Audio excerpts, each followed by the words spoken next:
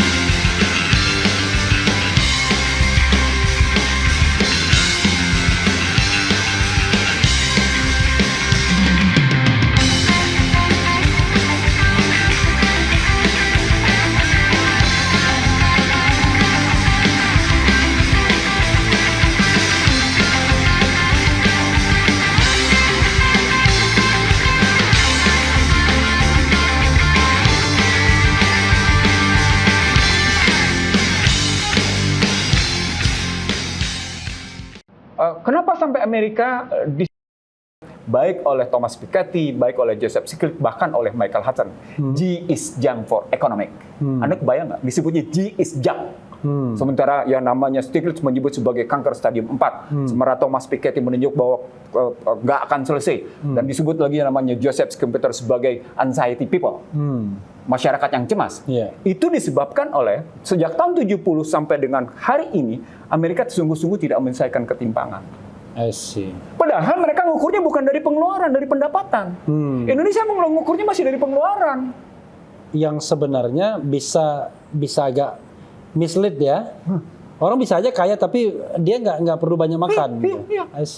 Kan ada perbedaan kos Anda orang miskin sama kos Anda orang kelas menengah sama kos Anda orang kaya dalam rangka pembiayaan.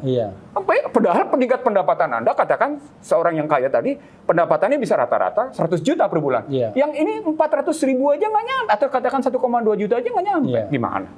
Itu kan timpang sekali. Tapi begitu dia pengeluaran, gapnya nggak terlalu tinggi. Nggak terlalu tinggi. Pinter Anda. Habis itu Anda cerdas. Karena orang kayanya itu mau hemat, badan nggak mau makan boros gitu-gitu. I see. Jadi spending money-nya itu dia nggak beda jauh. Betul. Itu indikator kedua. Indikator ketiga apa? Tadi angka kemiskinan, Refli. Angka kemiskinan itu kalau kita lihat di sini, ini ketimpangan itu kemudian memunculkan kemiskinan. Gambaran kemiskinan, gambaran pengangguran. Nanti juga gambaran PDB per kapita. Nah, kalau tingkat kemiskinan itu jatuhnya di era, kalau pakai angka BPS sih bagus, 12,29%. Dia menurun dari tahun sebelumnya 13,1 menjadi 12,29%. Ini kemiskinan versi siapa? BPS. Oh, BPS. Bukan World Bank apa-apa. Kan BPS. Angkanya kan beda-beda. Beda-beda. Standarnya juga beda. BPS menggunakan $1 per hari. Bank Dunia bisa menggunakan 2,9, bisa sampai 3,9. Ini pokoknya standarnya rendah banget lah pokoknya. Anda mau ya diukur dengan rendah? Makanya. Kan artinya sesungguhnya lagi-lagi ketika kita menggunakan standar-standar itu, maka pertanyaan berikutnya adalah kenapa BPS menggunakan standar itu? Saya terusin Refli. Kalau orang ribut kemarin nikel 90% keluar. Kecil nikel itu 90% keluar. Miner yang lain lebih gila dari itu. Misalnya emas. Molybdenum. Perak. Tembaga. Batu bara. Keluar semua itu. Paling tidak keuntungan korporasi swasta dapatnya berapa? Iya. Yang masuk negaranya kecil. Iya, kecil gitu. Itu makanya saya mau swasta dapat duit tapi simpennya di luar negeri. Itu makanya saya memasalahkan Refli perspektifnya. Tadi Anda bicara tentang tidak efektifnya anggaran. Iya. Saya pernah memasalahkan ini kepada Menteri Keuangan. Saya minta Menteri Keuangan membongkar PNBP. Kan tidak pernah kelihatan jenisnya, bagaimana strukturnya gitu. Pendapatan negara bukan pajak itu akan kelihatan. Sementara ini orang cuma tahu undang-undang pendapatan negara bukan pajak, tapi apa jenisnya, berapa besarnya, bagaimana ketentuannya, relasinya apa saja. Waduh. Ya kemarin kan gini lah. Ya. Waduh, diglorifikasi pendapatan nikel kita gara-gara hilirisasi meningkat. Ya, angkanya meningkat, tapi yang ono lebih banyak dapatnya. Yang swasta dan kemudian luar. Glorifikasi itu pertama. Kesalahan pertamanya ini protes saya ke teman-teman ekonom makro ya. Yeah. Teori PDB itu sejak tahun 70 sudah diprotes dengan nama trickle down effect, efek menetes. Namanya saja trickle down effect sudah memalukan, efek menetes ke bawah. Yeah. Kok Anda mau sih menggunakan tesis menetes ke bawah gitu? Minta, emang harap gitu ya. Iya, gimana sih? Dan itu sesungguhnya sudah diprotes sejak tahun 1970, sejak Nixon shock tepatnya. The death of economic, Paul Omerot. Yeah. Kalau ngambil ekonomi politiknya begitu. Yeah. Hingga hari ini itu masih dipakai. Artinya orang tidak punya alternatif atas pemikiran PDB. Padahal sudah terjadi pergeseran pertarungan. Saya menyebut begini, Refli. Di negerinya sendiri, di Amerika sendiri, pertarungan pemikiran tentang new economic thinking, new economic thinking, perdebatannya luar biasa. Kalau kita dengar di sini para ekonom tidak saling caci maki, di Amerika para ekonom itu bisa saling caci maki. Mereka bisa menyebut bahwa aliran new economic thinking atau modern monetary economy itu sebagai hoodoo ekonomi, ekonomi setan. Sementara yang top itu bicara mainstream, itu menyatakan bahwa mereka paling berhasil mengatasi berbagai masalah. Dan ini pertarungan pemikirannya seru gitu kalau masuknya di situ ya. Iya itu memang nanti butuh 7 hari 7 malam kita kalau mau membahas. Saya ingin mengatakan betapa ketinggalannya pemikiran ekonomi di Indonesia. Gitu loh. Apalagi orang awam seperti saya yang tidak paham kan. Itu tadi indikator ketiga kemiskinan. Iya. Pengangguran kita lihat. Kemiskinan berapa tadi? 12,29 tadi. 12,29 dengan ukuran yang sama. Era SBY berapa? Oh, kalau di era SBY pernah kejadian itu 24,2. 24,2 dengan 24,2 itu di eranya 97-98. Lalu di era SBY era SBY bagus. Sampai dengan era SBY 2008-2011 itu 11,41 sampai dengan 10,21. Oke, sekarang 12,29. Oke. Artinya kalau misalnya head to head pemerintahan SBY dan Jokowi, Jokowi lebih tidak berhasil mengatasi kemiskinan artinya kan? Iya, betul.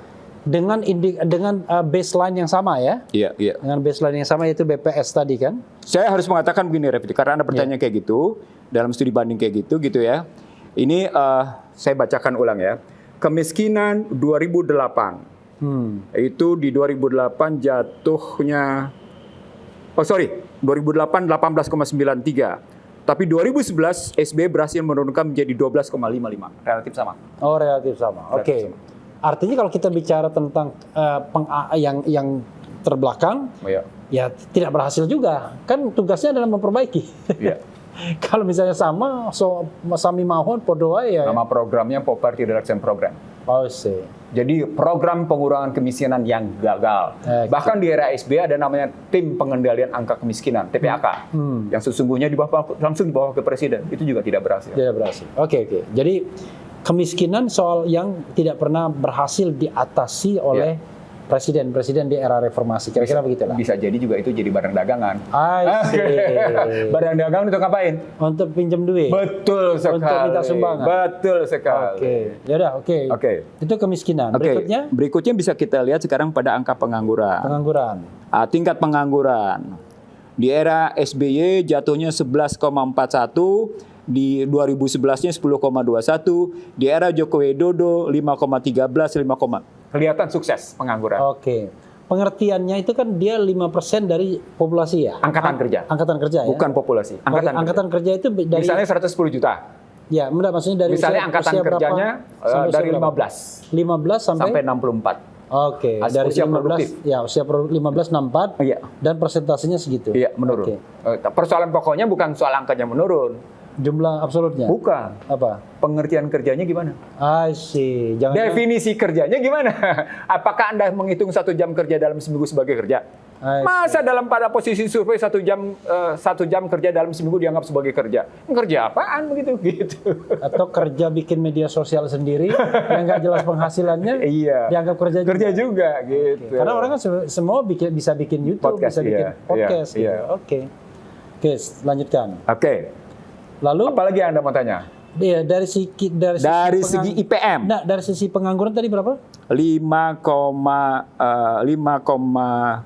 tadi Anda tanya ulang di sini pengangguran menjadi 5,13, naik dia sedikit 5,86. Dari 5,13. dari tahun-tahun sebelumnya. Enggak, dari di era Joko Widodo saja, dari 2018 ke 2022. Oke, tetapi pertanyaan gugatannya adalah apa yang dimaksud dengan bekerja tadi? Betul, satu. Yang kedua, siapa yang nganggur? Pertanyaan serunya. Iya. Kalau yang nganggur adalah anak-anak sekolah lulusan kejuruan dan anak-anak perguruan tinggi, means yang masuk ke pasar kerja itu adalah anak-anak tidak terampil. Apa artinya? Buruh kerja murah. I see. Apa artinya? Ultra modern slavery system. I see. Sistem perbudakan modern yang ultra. Oh. Anda budak tapi Anda tidak merasa sebagai budak. I see. Itu kajian saya, Refli. Oke. Apalagi? Ya berikutnya apa lagi? Oke, bisa kita lihat pada IPM. Ada IPM, ya? ada IPM. IPM itu bisa kita lihat indeks pembangunan manusia. Ya. Indeks pembangunan manusia itu dilihat pada Joko Widodo membaik. 71,39 menjadi 72,91. Itu HDI ya, Human Development Index. Betul. Itu ngitungnya seperti apa? Tergantung indikator apa yang pakai. Itu gabungan dari rata-rata lama sekolah, Oke. ya kan? Rata-rata lama sekolah berapa? Nah, Indonesia rata-rata lama sekolah itu di bawah 9 tahun. Oke, makin lama sekolah makin bagus. Makin artinya. bagus. Oke. Jadi ada yang 9 tahun, bahkan ada yang kelas 2 SMP cuma. Oke. Jadi 6 tambah 3, 9, tapi rata-rata 9. Oke, lalu berikutnya juga Anda bisa lihat kalau diambil dari IPM itu, selain rata-rata lama sekolah, usia harapan hidup. Oke. Nah, usia harapan hidup meningkat dari 65 ke 68, sekarang rata-rata 70. Lalu dihitung lagi tingkat pendapatan. Oke. Tingkat pendapatan juga masuk diukur, variabel ya? IPM. Oke. Nah, makanya dianggap membaik. Problematiknya Tingkat pengeluaran juga enggak? Oh iya, mau tidak mau begitu masuk posisi kayak gitu. Pemerintah menambahkan 2, nilai tukar petani dan nilai tukar nelayan. Karena nilai tukar itu dihitung berapa pendapatan dan berapa pengeluaran pada petani dan pada nelayan, saya menganggap akalnya tidak akurat. Jadi saya tidak berani menggunakannya. Saya masih berani menggunakan ini. Kenapa? Karena saya gunakan ini karena indikatornya adalah soal SDG, Sustainable Development Goals. Iya, jadi kalau soal HDI ini, Bang ya. HDI ini angkanya berapa tadi? Terakhir itu naik Joko Widodo tuh. Yeah. HDI terakhir dimiliki oleh Joko Widodo naik dari 71,39 menjadi 72,91. 71, 72 itu dari apa ngitungnya? Itu tadi dari 3 komponen. Enggak, maksudnya kalau misalnya angka maksimalnya berapa? 100? Bisa 100, bisa paling baik. Kayak kalau di Indonesia, kalau di ASEAN yang terbaik Singapura. Bahkan Singapura termasuk High Development Index tertinggi. Berapa? Mendekati 80-an ke atas itu. Oke, jadi nilai maksimal 100 ya. 100 artinya kita mengatakan peningkatan itu 100% gitu ya. Dan tidak mungkin 0%, berarti nggak kerja. Tapi bisa nggak negatif HDI itu? Bisa saja. Bisa aja ya, mungkin perang, kelaparan gitu. Oke. Jadi kita mencapai 72,91. Oke. Jadi tetapi di antara G20 katanya kita paling rendah nomor 19 itu kalau HDI-nya. Makanya jangan bangga. Oke, Bang. Ini karena waktu juga ya, karena kita juga ada janji meeting bareng Bang Ihsan juga. Mungkin Bang Ihsan bisa memberikan closing statement yang mudah dipahami rakyat untuk menilai performa ekonomi pemerintahan Presiden Jokowi yang kadang-kadang orang mengatakan lu kan sentimen doang. Iya, oke. Karena orang melihatnya kan kasat mata, jembatan, pembangunan infrastruktur, pelabuhan dan lain sebagainya untuk mengatakan bahwa pemerintahan ini berhasil. Bahkan dikatakan sebagai pemerintahan terbaik sepanjang masa. Kira-kira begitu. Ini mohon maaf ya kepada mereka-mereka yang sering mengatakan demikian karena kita hanya ingin mencari kebenaran bukan pembenaran. Silakan, Bang. Saya ngambil dulu angka utang ya. Iya. Angka utang terjadi dari mulai Ini saya ngambil dari mulai debt service ratio-nya ya, rasio utang terhadap PDB gitu ya. Itu dari 34 memang menurun menjadi 30,13%. Tetapi jumlahnya dari segi jumlah utang itu meningkat luar biasa dari jumlah 2.608 triliun menjadi 6.160 triliun. Oke. Itu baru utang pemerintah ya? Bukan, utang luar negeri Indonesia. Artinya pemerintah dan swasta. Oke. Tapi utang memang luar negeri. Memang terjadi struktur swasta makin meningkat, pemerintah menurun sedikit. Artinya strukturnya cuma 5149. Itu kalau kita menyederhanakan dari aspek utang, kalau mau dilihat. Lalu berikutnya, karena tadi Anda bicaranya tentang infrastruktur, kalau keseimbangan primer, angkanya begini Refli, tetap negatif. Ya Refli ya, angkanya bahkan ini sampai dengan 2027. Oke. Tetap negatif keseimbangan primer. Nih, maksudnya keseimbangan primer itu? Antara modal masuk sama kaitan dengan ekspor impor, mana lebih besar? Oke. Nah, ketika modal negatif, dia keseimbangan primer jelek. I see. Gitu loh. Jadi perbandingan neraca perdagangan sama neraca modal finansial. Sampai 2027 masih negatif angkanya. Gitu. Oke. Berikutnya kalau kita ambil, nah ini tadi Anda bicara tentang BUMN aja dulu, indikator. Nah ini BUMN, PMN-nya menarik nih, jumlah PMN-nya dari 2015 ke 2021, penyertaan modal negara 253,10 triliun. Apanya itu? Peningkatannya? Jumlahnya? Jumlahnya. Dalam rentang waktu itu? Untuk, ya, 253,10 triliun. Oke, 253,10 triliun. Nilai tambah yang diberikannya ya 23,68%. Oke. Artinya selama rata-rata 6 tahunan itu rata-rata cuma 3,38%. Nilai tambah dari investasi? Dari 253 tadi, cuma 3,38%. Sementara Anda menjual surat utang dengan tingkat suku bunga 6,84 negatif. Minus dong. Wih, ya benar. Pinter Anda. Itu, oke. Satu lagi terakhir. Iya, kita ngambil perspektif infrastruktur. Iya. Infrastruktur kita bandingkan yang dibangga-banggakan itu berdasarkan struktur pembiayaan. Gitu ya. Pada RPJMN 2015-2019, APBN atau APBND besarnya itu jumlahnya adalah 1.978,6 triliun atau 41,25%. BUMN jumlahnya persentase aja ya, biar cepat 22,23%. Badan usaha swasta, korporasi swasta 36,52%. Tapi jangan salah, BUMN dipaksa dalam tanda petik untuk memperoleh profit. Aslinya dia tidak masuk dalam hajat hidup orang banyak. Dia tunduk pada hukum korporasi. Harus meraih keuntungan. Maka ketika kita geser RPJMN 2020 ke 2024, peranan APBN menurun. Menurunnya minus 10%. Dari 41,25% menjadi 37,01%. BUMN juga menurun 5,56%. Dari 22,23% menjadi 20,99%. Sementara korporasi swasta dari posisi 36,52% menjadi 42%. Artinya naik dia. Kalau kita jumlahkan secara menyeluruh, maka infrastruktur didekati dengan model korporatif, infrastruktur didekati dengan model korporatif mencapai 63%. Apa poinnya? Poinnya harga infrastruktur akan tunduk pada ketentuan-ketentuan komersial. Gitu, Refli.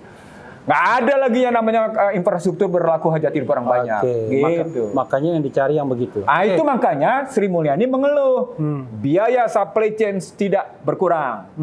Biaya supply chain lebih tinggi dari negara tetangga. Gitu. Padahal infrastruktur dibangun di mana-mana. Apa poinnya? Apa itu keberhasilan? Ketika biaya pasokan itu tidak menurun, selama padahal kita gebiah-uyah membangun infrastruktur di mana-mana. Apa artinya? Gagal. Padahal Anda sudah bikin dengan pendekatan korporatif. Itu cerita. Kita berharap lebih efisien, lebih efektif. Nyatanya enggak. Nyatanya sama aja. Saya mesti punya angka banyak nih, Refli, sebenarnya. Ya nanti Bang Ihsan, saya ini PR kita nih buat sobat era sekalian ya, untuk menjelaskan satu-satu secara objektif ya. Dengan angka loh. Iya, dengan angka. Dengan angka, akurasi dan argumen di belakangnya. Iya, karena itu minta nanti waktu kita ini angka itu kita tayangi. Boleh. Jadi boleh. kita bisa tunjuk-tunjuk tuh, Boleh, ya kan? silakan. Ya, Jadi boleh. biar masyarakat paham. Ya. Ya, saudara sekalian, Bang Ihsan silakan closing statement. 1, 2 kata, 4 kata, 5 kata. Saya memang berbeda dengan teman-teman oposisi yang menyatakan Joko Widodo akan jatuh. Di 2023 pun ini berkaitan dengan nilai tukar.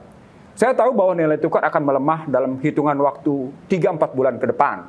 Sampai dengan bulan April, nilai tukar akan melemah. Disebabkan oleh ketidakmampuan pemerintah mengatasi pertarungan harga minyak, pertarungan perang nilai tukar. Di tengah yang namanya yuan dan rubel terus bertahan pada kerangka perang ekonomi.